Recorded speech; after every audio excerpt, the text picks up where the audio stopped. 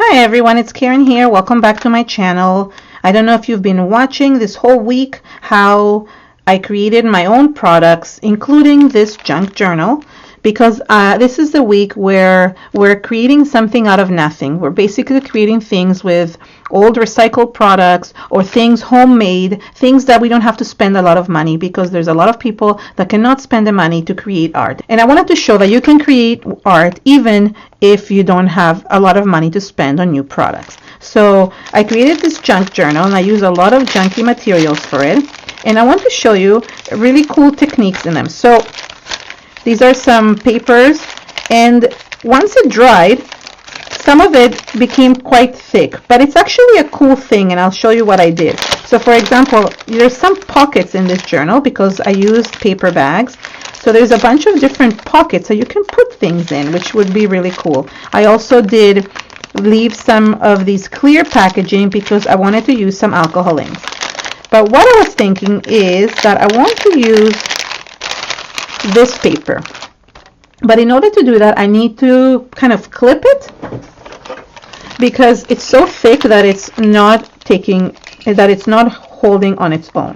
And that's a lot of times I have to do that with journals, just because that way it will hold properly. What I like about this one, it's an old gift bag, is that it has like different words on it. So that's really cool. And this will be a quick and simple way to do. As you can see here, this bag actually goes all the way through, so I can fit my hand all the way through. So if I want to put a tag in here or something I created, that's cool as well. And the first step that I'm going to do is I'm going to use my own gesso that I created. And this is how I'm going to prime the background. If you haven't watched the video on either how I made this gesso or how I made the junk journal, then go ahead and check it out on my YouTube channel. So I'm just going to mix it a little bit, and if it thickened up or anything, you can always add more water, but I do want it thick because I want it to really prime the page. So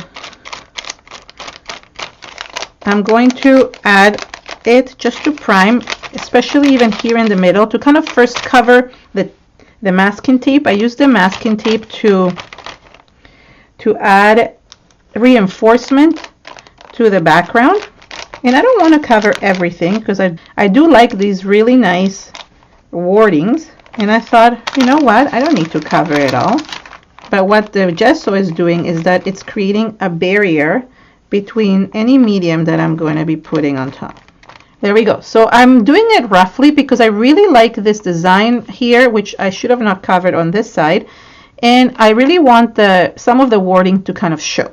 So I'm going to height set this, and then I'm going to show you the next step.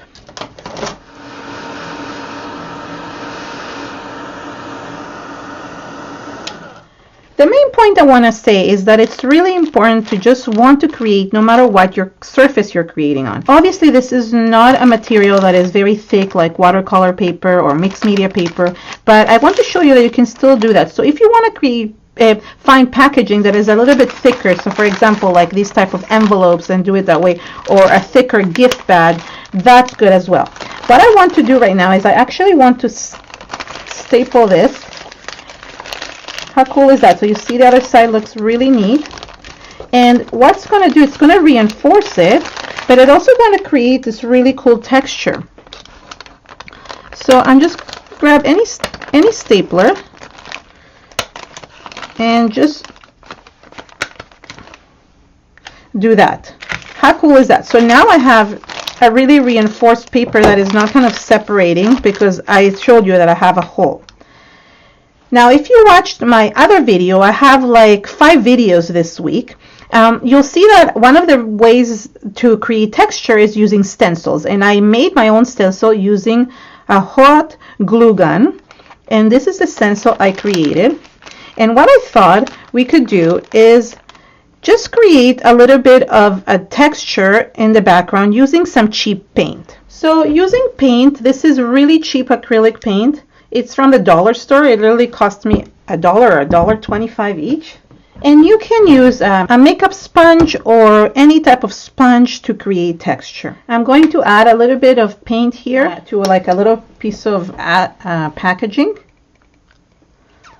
And then I'm going to use the sponge to basically dab it through the stencil.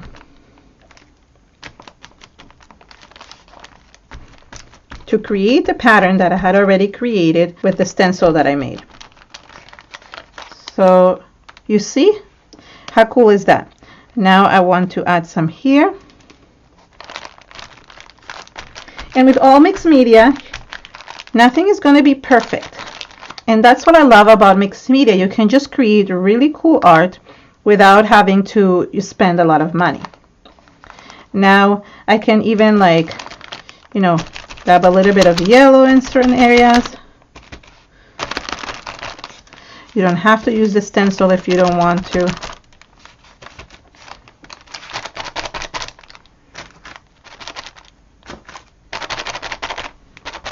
There we go. And you can even add a little bit of gold. I have a gold paint here. So you could add dots to it. You can paint with it if you want to. So basically anything goes. I mean, obviously there's certain things you're going to have to buy, paint brushes and things like that. But again, dollar store has things. It doesn't have to be a masterpiece, right? You can just buy paint brushes from the dollar store, and that works well as well. So I'm just playing around. So basically that's what it is, playing around with things. I'm going to heat set this. Once it's dry, I can come in with a black marker. This is a Sharpie marker, and I could just basically outline the circles. I can add doodling. You can use a thicker marker, a thicker Sharpie if you have one. I just got this thin one. So these are readily available in many different places. You could even actually make marks on it. So like bubbles. And just start giving it shape, right? Like you don't have to leave it plain. It's nice to add things. You can add 2 layers to this. Any type of doodling works. And you can even journal with it. So for example, you could journal and you could write something on it. So let me just finish here for a second doing this. And you could write something special. So you see, you can actually add some journaling. I'll add some at the top here as well. So there we go. It's so easy. So it's funny because the page is kind of bigger in one side and smaller in another because the journal is uneven, and I made that on purpose. I wanted it to be uneven on purpose. Now I want to show you, for example, you can add a little bit of texture from the, I made a texture paste in one of the videos, and let me show you. So you could put this texture paste through a stencil as well, but I don't want to do that. I want it to just kind of be rough here. And just add that texture on top. So again, you can get yourself one palette knife. They're cheap. And a few paint brushes from the dollar store, and really create something cool with it. All you have to just play around is with texture and just create something that comes from your heart. So for example, here I wrote something, but I'm going to cover it because I want it's just kind of embedding it into the background. And if I add too much, I can always remove. That was too much. There we go.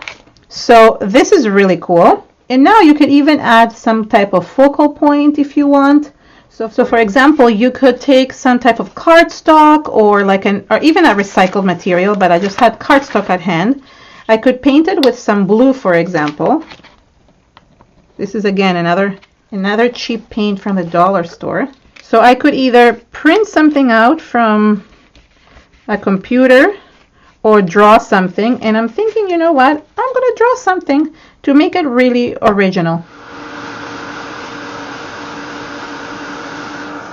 You can trace something as well. I actually have a butterfly here. It's a magnet. And I'm thinking, okay, let me trace that. I mean, just a little bit. If not, you can trace it from a piece of paper. I figured, let me trace this because I have it at hand. It's just a magnet that I have here, but you could just print something, like as I said, or draw it freehand. And I'm just going to cut it, and I'm going to create designs inside of it. So, I mean, you could basically do anything. Okay, so here's the butterfly. And what can we do with it? We can put it somewhere. Even like, but I'm going to make some doodles on this because it doesn't look nice when it's on its own like that. So I could doodle things on the butterfly itself as well, and just kind of create fun things to it. So, and that shows you like it's more basically handmade. You, as I said, you could print something out of the computer if you want to, or just use an embellishment. It's not the prettiest, I would say, but it's handmade, and I like that. And you know what? It's my journal, and I'm allowed to put anything I want in it.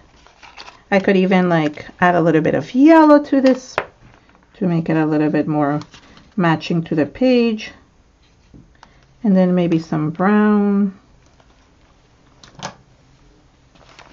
So you can really like use like inexpensive paints to just create nice effects without having to spend a lot of money. There we go. So I am going to, you can glue this. I'm thinking I might even just staple it on.